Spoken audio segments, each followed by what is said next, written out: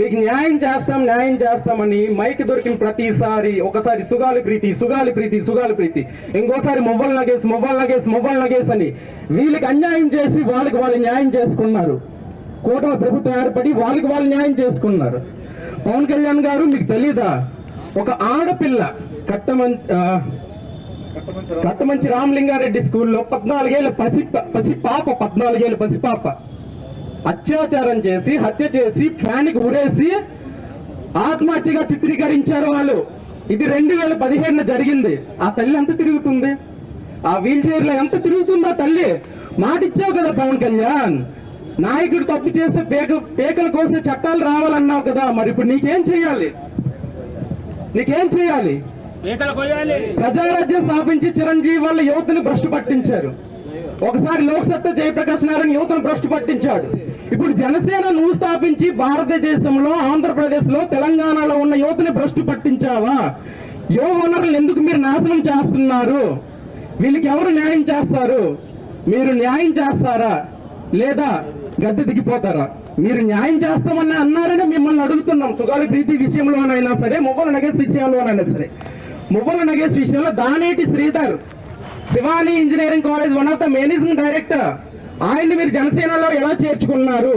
ఆయన మీకు ఎన్ని కోట్ల పార్టీ ఫండ్ ఇచ్చాడు? వీళ్ళని ఈ తల్లి క్యాన్సర్ సోకి బాధపడుతుంటే, రోడ్ల మీద తిరుగుతుంటే ఎవడు ఏ నాయకుడు కూడా ఎలక్షన్ ముందు ఓట్ల కోసం వచ్చిన ప్రతి ఒక్క నాయకుడు తర్వాత ఎందుకు మీరు కనిపించలేదు? ఆ తల్లి బాధ ఎవరికి చెప్పుకుంటుంది? చేతకాని పరిస్థితుల్లో నా పోరాటం ఒక్కడినయ్యాను.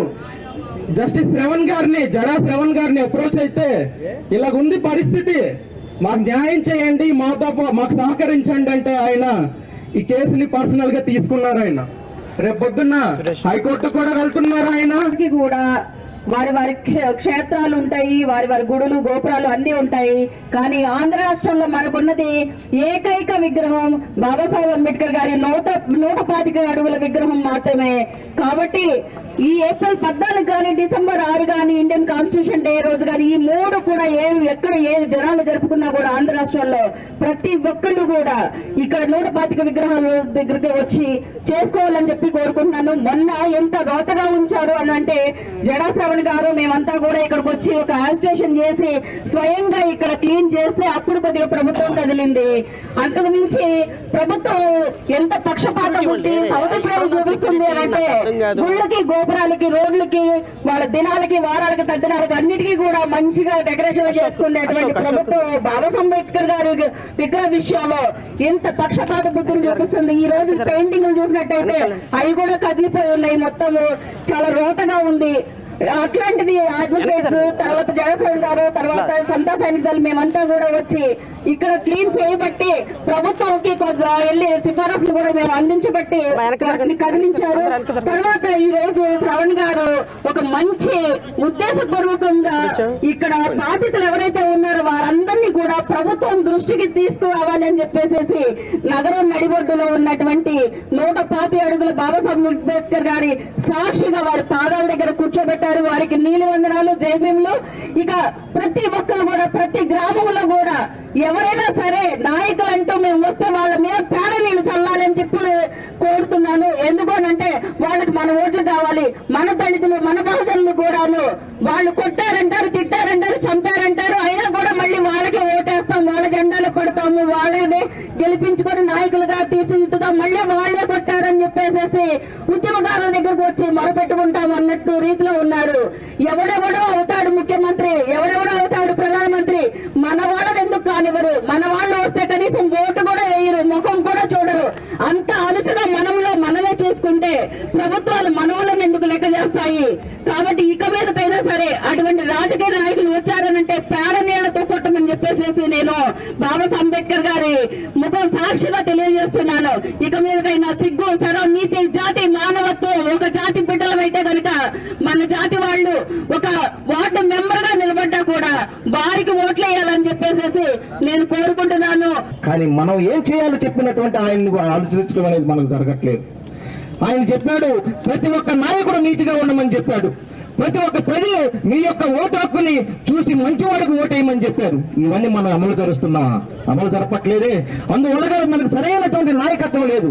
ఏదో మనం నాయకులు అనుకున్న వాళ్ళు నీతి నిజాయితీగా ఉంటున్నారా చెప్పాడు డాక్టర్ బాబాసాహెబ్ అంబేద్కర్ దగ్గర నుంచి బుద్ధుడు దాకా చెప్పాడు. మనిషి అనేవాడు దశ పారమితం కలిగి ఉంటేనే దానం ఉండాలా, అదే కరుణ ఉండాలా, అదే మైత్రి ఉండాలా. ఈ అవకాశాలన్నీ ఒక మనిషిలో ఉంటేనే అతను నాయకత్వంగా ఎదుగుతాడు. లేకపోతే మన జనానికి సేవ చేయలేడు. అటువంటి నాయకత్వ లక్షణాలు పుంజుకున్నట్టు వ్యక్తి మన జడా శ్రావణ్ కుమార్ గారు. ఆయన ఎటువంటి ఆర్థికంగా ఆలోచించకుండా, ఎటువంటి స్వలాభాపేక్ష లేకుండా నా జాతి జనులకు అవసరమైనటువంటి నేను త్యాగం చేసి, నా జీవితాన్ని ఆయన త్యాగం చేసి నా జాతి జనుల్ని కాపాడాలనేది ఒకే ఒక సదుద్దేశంతో ఈ రోజు అధికారంలో ఉన్నటువంటి ప్రభుత్వాన్ని కూడా ఢీకొంటుండవంటే, ఒక కొండను ఢీకొట్టడానికి కూడా ఆయన సాహసించారంటే ఆయన మనం ఆదర్శంగా తీసుకొని ఆయన చెప్పినటువంటి అనేక విషయాలను మనం ఆయనకు అండదండలు ఇస్తూ మనం యొక్క ఈ సమాజాన్ని ముందుకు తీసుకెళ్ళడానికి డాక్టర్ బాబాసాహెబ్ అంబేద్కర్ సాక్షిగా, భగవాన్ బుద్ధుల సాక్షిగా మనం ప్రతినిధులను ముందుకు సాగాలని చెప్పి మీ అందరికీ తెలియజేస్తూ నాకు ఈ అవకాశం. ఈ భారత రాజ్యాంగ నిర్మాత విగ్రహేదుగా ధర్నా చేయవలసినటువంటి దుస్థితి ఏర్పడ్డదంటే ఒక్కసారి యొక్క పాలకుల యొక్క వైఖరి ఏ విధంగా ఉన్నదో మనం గమనించాలి. వీళ్ళు అనుకుంటా ఉన్నారు అంబేద్కర్ గారు కూడా అందరిలాంటి విగ్రహమేలే, వాళ్ళలాగా వదిలిపెడితే ఊరుకుంటారు అనుకున్నారు. మేము చెబుతా ఉన్నా, వీరులు విగ్రహాల్లో కాదు ఉండేది, ప్రజలు గుండెల్లో ఉంటారు, వాళ్ళు చేసే పోరాటంలో ఉంటారు. అంబేద్కర్ విగ్రహాన్ని మా రక్త మాంసాలతో నిర్మించుకున్నది. అంబేద్కర్ అంటే మా యొక్క ఆశ, మా యొక్క దేశ, మా యొక్క శ్వాస కూడా బాబాసాహెబ్ డాక్టర్ బిఆర్ అంబేద్కర్. అలాంటి అంబేద్కర్ గారికి అవమానం జరిగితే ఊరుకోవడానికి ఏడా ఆశామాష వ్యక్తి కాదు ఉంది. మనక జనసేవ కుమారన్న గారు మొట్టమొదటిగా యొక్క అంశాన్ని తీసుకొని బాబాసాహెబ్ డాక్టర్ బిఆర్ అంబేద్కర్ ఈ దేశంలో ఉన్నటువంటి అసలు మనుషులే కాదన్నటువంటి మానవత్వం లేనటువంటి మనోరమను కూడా హక్కులు కల్పించినటువంటి వ్యక్తి బాబాసాహెబ్ డాక్టర్ బిఆర్ అంబేద్కర్. అదేవిధంగా వర్ణధర్మం పేరుతో రాజ్యాన్ని దేశాన్ని విధ్వంసం చేయాలనుకున్న వాళ్ళు కూడా తన యొక్క విశ్వజ్ఞానం ముందు పరిణితులు చేసినటువంటి బాబాసాహెబ్ డాక్టర్ బిఆర్ అంబేద్కర్ హక్కు ప్రవాత విగ్రహ ప్రాంగణాన్ని ఈ రోజు నిర్లక్ష్యం చేయడం అనేది చాలా దుర్మార్గం. ఈ సందర్భంగా మేము చెబుతా ఉన్నాము, భారత రాజ్యాంగం అంటే మిగతా దేశాలకి రాజ్యాంగం లేదో అనుకుంటున్నారేమో. భారతదేశంతో పాటు ఏషియన్ కంట్రీస్ లో సుమారు చాలా దేశాలకి స్వతంత్రం వచ్చింది. కానీ పక్కనే ఉన్న పాకిస్తాన్ ఎక్కువగా ఉండేటటువంటి ముస్లిమ్స్ మాత్రమే ఉంటారు. అదేవిధంగా వచ్చేసి రష్యా కానీ పక్కన ఉన్నటువంటి అనేక దేశాలు మీరు గమనించుకున్నట్లయితే ఎక్కువగా ఏకమతస్తులు ఎక్కువగా ఉంటారు. కానీ యొక్క భారతదేశంలో ఇన్ని కులాలు, ఇన్ని మతాలు, ఇన్ని వర్గాలు, ఇన్ని వైషమ్యాలు ఉన్నప్పటికీ కూడా ఇప్పటికీ ఎంతమంది కలిసి ఉంటున్నారంటే వీళ్ళందరినీ కూడా ఐక్యతతో నిలబెట్టింది బాబాసాహెబ్ డాక్టర్ బిఆర్ అంబేద్కర్ యొక్క జ్ఞానం మాత్రాన్ని గుర్తుంచుకోవాలి. థ్యాంక్ యూ అమ్మా, థ్యాంక్ యూ. ఇప్పుడు బాబురావు గారు, హైకోర్టు అడ్వకేట్ గారు. విమోచన దినోత్సవం ఈరోజు, భారత రాజ్యాంగం ఆమోదించబడిన రోజు ఈరోజు 1949 నవంబరు 26వ తారీఖు. డేట్ తెలుసు, వారం ఏమైనా చెప్పగలరా?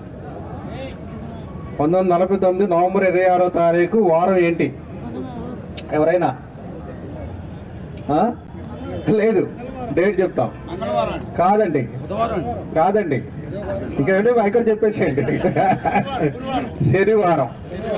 శనివారం నాడు మన భారతదేశం మొత్తానికి, మనకు కాదు భారతదేశం మొత్తానికి విమోచన దినోత్సవం. అలాంటి విశిష్టమైన రోజు ఈ రోజు. అయినా ఇలాంటి దారుణాలు జరుగుతున్నాయంటే ఇంకా పెత్తందారులు, డబ్బు ఇవన్నీ కూడా మనల్ని శాసిస్తున్నాయి. వేలాది మంది అగ్రకులాలు మనల్ని లక్షలాది మందిని బానిసలుగా తయారు చేశారు. కానీ ఒకే ఒక డాక్టర్ బిఆర్ అంబేద్కర్ లక్షలాది మంది బానిసల్ని దొరలుగా తయారు చేశారు. అది గ్రేట్ డాక్టర్ బిఆర్ అంబేద్కర్ గారు. ఆయన 16వ సంవత్సరంగా పెళ్లి చేసుకున్నాడు 1907లో. కాకపోతే వరుడు వయసు 16 సంవత్సరాలు, మరి వధువు వయసు ఎంత? 9 సంవత్సరాలు.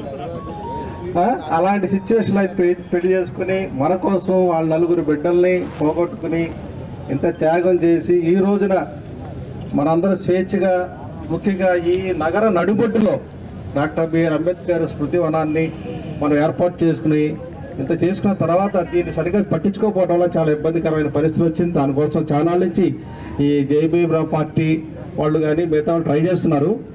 నేను అనేది ఏంటంటే గవర్నమెంట్ చేతకపోతే మనకు అప్పచెప్పానండి, నేను చేస్తాను, ఖచ్చితంగా చేస్తాను. దీన్ని ఈ డెవలప్మెంట్ నేను చేస్తాను, నాకు ఆ కెపాసిటీ ఉంది. ఖచ్చితంగా ఇది మాకు అప్పచెప్పండి, మేము ఎలా చేయాలో దీన్ని చూపిస్తాం.